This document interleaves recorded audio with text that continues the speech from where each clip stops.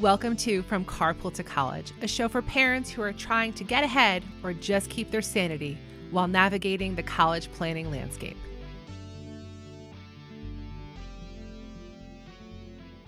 Welcome to From Carpool to College. This is Tracy Amadeo. I'm Tara Horitz. And we have Professor Tom in the studio today as our special guest. Hey, folks, good to see you. Well, thanks for coming back. We're pretty psyched about this. Looking forward to it. It's going to be a great time. We should just include Tom in everything. I think so.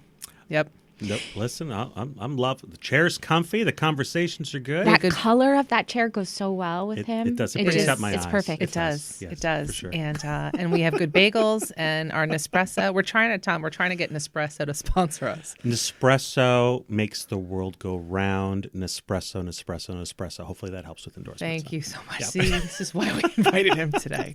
So we're going to continue talking about keeping the end in mind when it comes to college planning. This is a podcast for parents, Professor Tom, and we want parents to never have to say, God, I wish I knew then what I know now. And we want to identify successful behaviors of college students. So today we're going to shoot some questions at you, some burning questions to ask a college professor about what you see in a classroom, what is good, what sucks, what parents need to see as some behavioral red flags, because parents don't know what goes on in a college classroom unless they're working in higher ed. Yeah, absolutely. Yeah. And it's not, as we said in a former episode, it's not Goodwill Hunting. It's not back to school. It's not old school. It is a whole new world, and we're going to pull the curtain back a little bit. Sounds great. Listen, I didn't really study for this oral exam, but That's okay. I'm excited. Let's we see what flipped you the got. script on you, didn't we, Professor? All right, cool So deal. a lot of these questions, they came in either from former clients or, our audience, and they're really good questions, Tracy. And Tom, I think you'll like them. There's a devilish grin here on the other side of the table, so Good I'm a thing little worried. we're not on video, not this season. First question we have for you. Should a student show up late to your class or miss the class entirely? Oh man, you're starting off strong. That's a really good question. So, I have some mixed feelings about this, to be honest with you. So, I think the better answer is you should still show up late. If you're going to be late to class, show up late. In full disclosure, when I was in college, I had the opposite idea. If I was already going to be late, I didn't want to embarrass myself walking into the room and have everybody look at me. And so I said, well, I'll just stay in my dorm and then I'll reach out to the professor. Here's the problem. Until I was an upperclassman, I very rarely did. And so Very rarely reached out to the professor, okay. right, to find out what did I miss, etc. Yeah. How can I, stay on top of things, and that made it a lot more difficult for me to keep on top of things. So I think there's two things you have to consider with that. Number one is how often does the class meet and how long does the class meet? If I have a 2-hour class session, maybe it's a lab course or something like that, coming late is no big deal. It's about the experience. Be present, hop over there. It's much better situation to say, sorry I'm late. How can I jump into things, right? As opposed to just kind of ghosting the experience and then wanting it later on, right? And so if it's a short class session, maybe you're only meeting for 50 minutes and you are going to miss a lot of it, you should still go. But maybe just hang out towards the end of class to go speak to the professor and say, hey, I know I missed today's class. I've been running late. Be a real person, right? What can I do with that? So I'm going to say, regardless, you should go. And just based on time is whether or not you go in or not. But you should always follow up with a professor. That sounds great. Okay. All right. Okay. It's not like you're walking into yoga class during Shavasana, right? Right. Like you're Right, not yeah. that just sort of like, sorry to Exactly. disrupt Shavasana, excuse me. But And it's nobody's really paying attention to you. That's the other thing, right? So if you just walk into the room, take a seat, and just try to go into things, you're gonna be fine. Right. Yeah. You know, no eyes are on you. They should be on the professor. Right. They should be paying attention. All right. And obviously, don't make it a habit, but if Yeah. it's, you know. Yeah, it's human. So I'm going to do my question, and I'm totally setting him up because we've gosh. talked about this before. So now remember, this is a show for families. Yes. Okay. And your response. Okay. And we're bare bones with our production, so we don't want producer Chris bleeping things out left and right. We can't afford that kind of editing. So, rapid fire. Here we go. What immediately annoys you? What phrases? What things do you read in student emails sent to you that immediately put you in a bad mood and feel like, oh, this kid, like, oh.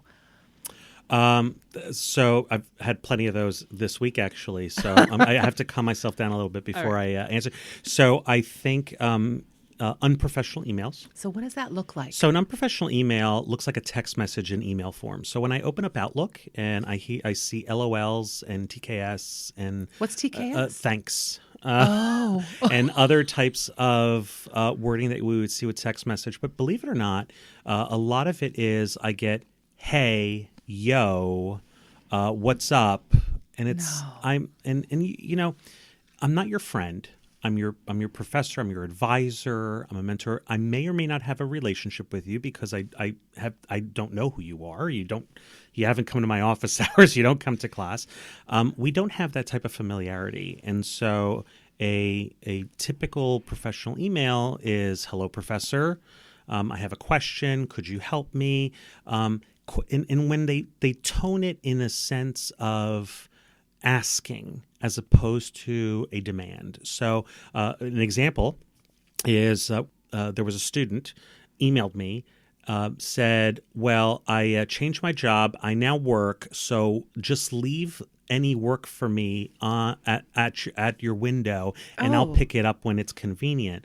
First off, no. Oh no! Like the DoorDash guy's going to pick it up? Right, exactly, right. And so, and listen, I understand. Maybe life is that's a conversation that if you emailed me and said, "Hey, can I come by and just talk about my schedule? I've had some things change, but I still want to be successful in this class. I'd love some advice or what I can do."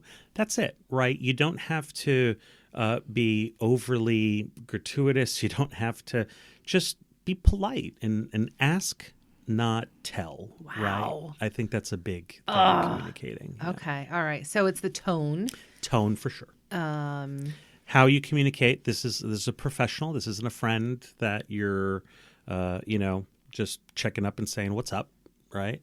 And also know that we're not glued to our devices 24/7. So if you email me at 12 o'clock on a Saturday, you will not get a response till Monday the earliest. Right. So if they decide to forward the email they sent you on Saturday night. That's and that's another thing. Never do that, right? So that is personally, that's a pet peeve when a student, they don't get a response right away, and instead of sending another email to follow up, they just forward you the same email with no explanation. That burns me as in my day job.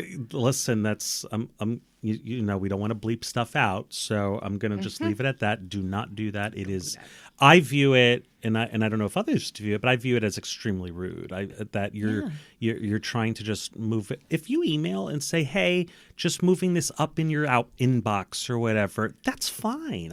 Because you're acknowledging the action, right? But the expectation that you didn't respond forward. There's very little effort to anyway. I think that's just very rude. Right. So parents, you're listening to this, and maybe you can relate to this in your jobs when you have similar experiences. So let's keep an eye on our kids with the ways they communicate with their teachers, and the way that you may communicate, parents, with your teachers. We are human also, and you would be surprised the hundreds of emails we receive in one day. Oh, that's goes with the easily for me because I'm also in charge of a couple things. So I get easily 400 to 500 emails a day, Yeah. and Right. we're prioritizing. We're making sure, and we want to get to every single one. But again, this is like commodity of service, right? I am not the Starbucks window. Right. I'm not going to yell out a name. I'm not going to ask for somebody, right? This is not a service. This is a careered professional with a responsibility. And just like, you parents might have a career and your responsibilities at a job, if you would expect it out of a colleague, that's how we would expect it as well. Right. Okay. Hopefully we saved some really cruddy emails to some professors somewhere in the world. Yeah, thinking about these emails, it's a lot. It's a lot. It's a lot. And it also overlaps with the tone as well. Yeah. It's the, and Tara, you had mentioned Tara has like 100 index cards here. And so Tara, we love our index cards. I blame it on you. Blame it on me. I blame it on my husband. Okay, good. But on one of the index cards, it said something about midnight, email sent at midnight. Yes. Right. And parents, we do this as adults too. There's something called a scheduled send. Yes. So as a teacher for a certain amount of years, many years, and as a school counselor, when I receive emails, I do make note of what time you send them to me. And it helps me understand your mental state. So just FYI, other side of the desk. My favorite is I get an email at 12:32 in the morning, and then I'll get another one at 8 a.m. saying, I don't know if you saw my previous email. Yeah, that's a no. And it's like, no. It's because I didn't walk into the office until 9. And I've had many inside jokes with many colleagues through the years about those 11:38 p.m. scathing emails that I've received as a teacher. And I think that was co-authored by Kendall Jackson or Josh. If those of you who don't drink wine, those are different brands of wine because you don't sponsor, please sponsor. Sponsors Josh. Hello. Nespresso, alcohol. But that's also something to be, believe it or not, cognizant of. Please don't, parents and kids, don't ever contact your teacher or professor when you're under the influence. We know. We could tell. 1,000%. We could tell. It's sad, but 1,000%. It has to be said. I know. Tara's like, really? Really? Oh my goodness. Okay, so this may sound a little like an obvious question, but there's a little bit more about it behind it. So, do you prefer if students ask for help early on in the class, in the semester, if they're not understanding something, or just don't jump the gun and wait until it gets closer to the exam? Now, I know it depends on every situation, but for sure. Would you rather a student, I guess this kind of couples with the idea of office hours and emailing and what we've been talking about, communication. Yeah, I think timing is never really the problem, right? It's the expectations of what we're going to be able to accomplish with the time allotted. So in the big difference here from a high school mentality to a college mentality, your course runs for 14, 15, 16 weeks. That's it. That is the entire experience of whatever course you're taking. So if you show up earlier or you let us know earlier that you want to review something or you want a little bit more assistance, we have more time to help you get there. If you show up a week before the final exam and you let us know that, hey, I haven't really understood anything since chapter 2, well, that's going to make it a bit more difficult. That would annoy me. Yeah. That would annoy me. Yeah.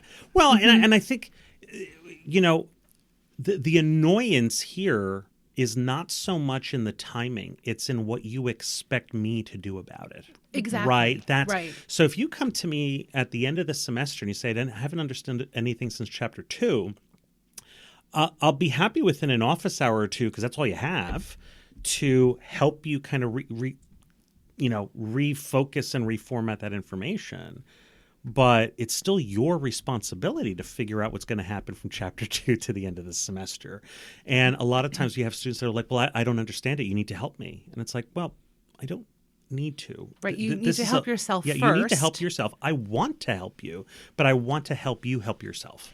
And read the syllabus. And stay on pace. Oof, right. Yes. And then when I do a lot of advising in my high school world, I talk about when we try to level up, like, should a kid take an AP class? Should a kid take a dual enrollment class? And I explain to parents and students, listen, it's not a measure of your intellectual ability, of your capacity for learning. It's the rate of instruction. Yes. Do you have the fitness to jump on the treadmill when it's at a 5.0 with an incline of a 4? Or do you need to start, is your learning rate more of a 2? That is what it's about. And that's what Professor Tom is talking about. Because when we're asking for help, well, what's the antecedent? Are we asking for help because it is a complex problem that is, requiring higher level, and maybe the tutoring center didn't have that area of expertise? What other possibilities have you exhausted? And is your question a Hail Mary because you haven't budgeted your time and you haven't read the syllabus? And that goes back to that previous episode where we were talking about the grade thing, right? What is motivating you to come by and see me either so late or early in the game? Earlier in the game tells me that it's more about understanding the knowledge. Later in the game tells me that it's a Hail Mary need because we're panicking. We know that we're not going to make it through. And so, I have to kind of question the motivation here. Right. Obviously, I want you to understand my ultimate goal is not the grade. It's in your understanding of the material. It's passing that on. And, you're right. Some students need a bit more time. And I think those that have that self-reflection to know, like, I'm going into a topic that's going to be hard for me because I'm not a math person or I'm not a, literature person. So I'm going to get in there often and early so that, and number one, so the instructor knows that you've had that reflection that I may not be very strong in this class. You'd be surprised how just letting us know early on gives us the understanding to give you extra support in the classroom because we'll explain it differently. We'll check in with you. That stuff happens, but only when we know about it. It's not a retroactive type of situation. So right. And it's advocating for yourself, right? Yeah. Going in and letting the professor know, advocating for yourself, and at the risk of, say, a student feels like, well, I don't want to bother the professor. Better to bother. Better to bother all the time. That's their job. Yep. They're getting a paycheck. Better to bother a little in a nice way than to let it build up to the end, right? Oh, for sure. What do you say, Tom, to I remember we were talking about the differences between professors and teachers. We talk about this a lot because in our experience, we talk about, we have early college where we send high school students to college early, which is always, it's an amazing experience because we're like launching. I think about the SpongeBob cartoon where there's the squirrel who is in the suit and who goes in the ocean, right? Yes. So it's almost like we're putting high school kids in a completely different ecosystem. So and there's a difference, right, in how instruction occurs. And so what I always say to that is, I'm not a teacher, I'm a professor. And we may think it's synonymous, but if you just take a look at the word, and of course folks can probably argue this point, but if you look at the definition of a teacher is to teach, is to show or explain how to do something. A professor's job is to profess their body of knowledge. The learning is the responsibility of the student. And it is that tango. It is that dance, right? I can't dance for you. No. So, but I'm the musician. I'm not your dance partner. The teacher's your dance partner, teaching you the moves. The professor's now the musician, wanting to see you dance. Yeah. So they're putting out the song. They're I'm putting thinking on of the work. scene in Goodfellas, dance spider. It's terrible, but this is where the Jersey Girl just went. But yes. Yeah, and so that's when your professor wants to see you succeed, absolutely, and many of them are more hands-on, some of them are less hands-on. But you got to understand that that's the responsibility shift. They're there to share the knowledge. Your responsibility as the student is to take it in, understand, and show us that you've learned something about it. Right. So as the parents who are looking at Power School and Genesis to make sure that grades are being, the their kids are handing in their lab reports every week, that their kids are handing in their homework every week. Parents, you really need to start weaning yourself off of that behavior to promote more autonomy with your kid, because you're doing them a grave disservice. We're thinking, it's so paradoxical, because we're thinking, oh, our kid needs a boost. We want them to get the best grades possible, to be so well positioned to have as much opportunities as they can for whatever pathway they take after high school. And we're not just about going to college. We're about going to trade schools. We're about going into the workforce. We're about getting credentialed. And Tara and I talked about in other episodes about credential stacking. There's so many different opportunities, but it starts with, being successful, being independent. And we parents really need to keep ourselves in check, because there are parents who never check the grade portals, and the kids are just fine. Yeah. And the kids are just fine. Yes. And those are, I would venture. And to be honest with you, at higher ed, the less parent, the stronger the student. Yes. Because I find that when we do have those parents, and we're getting more and more, there is a... Tell us, please share with us about this. That it is bizarro world. I have more parents in my inbox than students. And or they're writing their emails on behalf of the students. You could tell. Signing the name as their students. When you're using vocabulary words that I, as an educated professional, have to guess, do you understand the meaning of such a word, because that is not used in everyday speech, right? Like there is a sense that I can hide behind the screen of a digital interaction, such as an email, or logging into my son or daughter's school portal and sending their advisor a message or something like that, where you can usually tell when you're an advisor or you're a professor, students are coming usually in very vulnerable or very plain means to say, I'd like to talk about this, or I have questions about this. That's the autonomous student. They want to gather the information, gather the advice, so that they can formulate their game plan. Usually when parents are coming to us, they formulated their game plan, and they're asking us poignant questions to figure out how to make their game plan work. And sometimes it benefits the student. Other times it doesn't. And we see this a lot with folks that think they know what their son or daughter needs, but we're the ones in the classroom who see it, and they're absolutely off base. And right?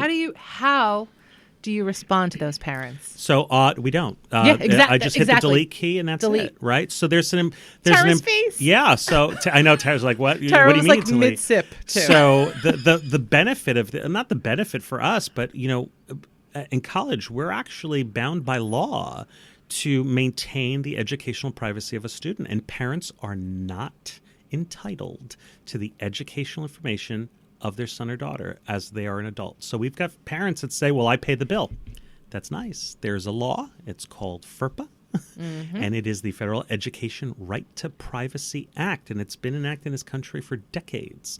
And so we've actually cannot speak to you as parents about the academic plan, the academic progress of that particular student. There is something called directory information. Again, I'm not a lawyer, I'm not an expert, but there's some basic information that we can tell you, like, I do have a student by that name, right? And that type of stuff. And if a parent's coming to ask generalized advice with the student, I'm happy to give it for sure. But I have to question, why can't the student just come and talk to me about that? Especially since we're training them for a career on their own. This is the time to do it, right? So I feel that many parents, and again, this could be a hot take, I don't know, have brought the supervision of middle school to high school and now feel that college is the high school level of supervision. And it's like, no, that ended. This is adults now. And so we can't talk to you. We sometimes I'll be very honest. We don't want to. No, because thank you for saying that. We don't want to. No, that's not the relationship. That's not the no, exactly. We're not the manager at Starbucks, and you have a complaint about an order, or you want to have cold foam or something. Because I want to talk to my student. I want to talk to the individuals that I am trying to teach, and develop that relationship with them. So three's a crowd. Sorry. Except for here. Except for here. No, this is a party. True, Tara. More questions? Well, we have, we're See? at the 26 Oh, we're going to have to get another episode in. So stay tuned on Carpool to College, the phenomenal podcast. I love him. Just make him standing. Yeah, Tara's like, yep, he's in. Well, parents, we hope we didn't scare you too much. But again, this is behind the curtain. This is a learning experience for everyone. And take it with you. Think about your relationship with your kid. Think about how they're performing in high school or middle school, if that's where your kid is. And just, again, keep the end in mind and know that, oh, God, I'm going to sound terrible, but this is for your kid's own good. Yeah. It's going to hurt. This is going to hurt. But it's important. It is important. And it's important that we start talking about it. And listening. So thank you for listening. This is Tracy Amadeo. Tara Horitz. And Professor Tom. Professor Tom in from Carpool to College. We'll see you next time.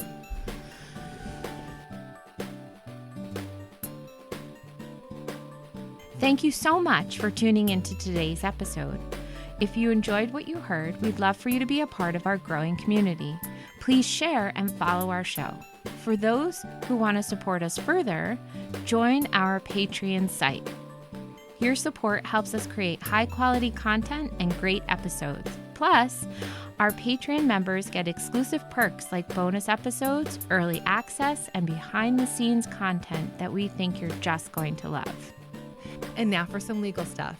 The content of this podcast is for informational and educational entertainment purposes only, and is provided as is with no guarantee of accuracy, completeness, timeliness, or outcomes.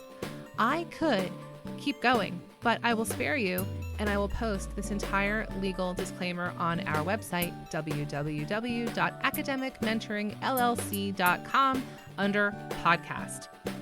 Tara and I are so glad you joined us today on From Carpool to College. See you next time. Something like that.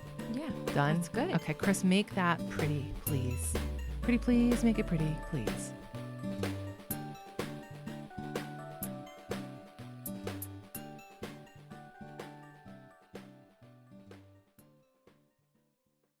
Palms are sweaty. Yeah, right? This is something mom's spaghetti. That's all. My palms are sweaty. Mom's spaghetti. I swear those are lines in this. Oh, speaking of rappers, before I forget, or hip-hoppers, whatever you want to call them. Listen, I'm going to say, if anything's going to show a generational gap, I think hip-hoppers is the word. That's what I said to my students. Don't put that in as a little Easter egg. Chris always puts an Easter egg. Not that one.